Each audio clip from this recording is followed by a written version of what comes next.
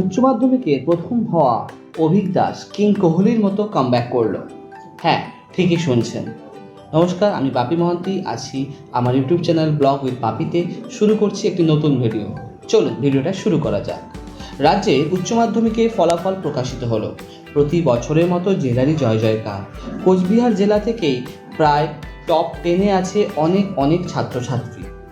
উচ্চ মাধ্যমিকে এবছর পরীক্ষার্থীর সংখ্যা ছিল 7,64,000, যার মধ্যে পাশ করেছে 6,79,000-এর মতো।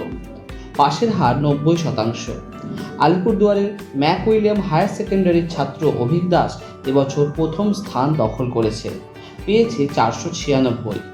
তার এই রেজাল্টে খুশি উত্তরবঙ্গের সকল মানুষ। এই অভিক দাস মাধ্যমিকে তৃতীয় হয়েছিল 2022 সালে। মাত্র 3 নম্বরের জন্য প্রথম হতে পারেনি, তাই তার মনে ছিল গভীর আক্ষেপ। কিন্তু দাঁতে দাঁত চিপে তিনি লড়াই করেছেন।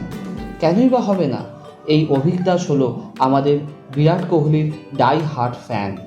যে বিরাট কোহলির মতো মানুষ জানে কামব্যাক করতে কাকে হয়, কিভাবে কামব্যাক করা যায়, কিভাবে অনেক পিছিয়ে থেকেও সামনে এগিয়ে আসা যায়।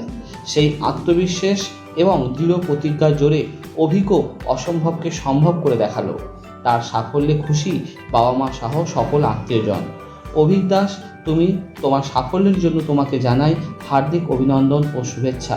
এর সাথে উচ্চ মাধ্যমিকের সকল কৃতি ছাত্রছাত্রীদের জানাই ব্লগ উইথ বাপি চ্যানেলের পক্ষ থেকে অনেক শুভেচ্ছা ও হার্দিক অভিনন্দন। তোমরা আরও জীবনে এগিয়ে যাও।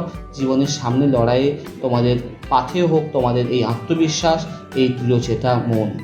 অবশ্যই তোমরা কিন্তু জীবনে আরও অনেক সফলতা লাভ করবে। আজকের ভিডিও এখানেই শেষ করলাম। ফিরে আসছি নতুন ভিডিওটি ভালো লাগলে অবশ্যই লাইক কমেন্ট শেয়ার করে দিও এবং পাশে থেকো। ততক্ষণের জন্য ধন্যবাদ।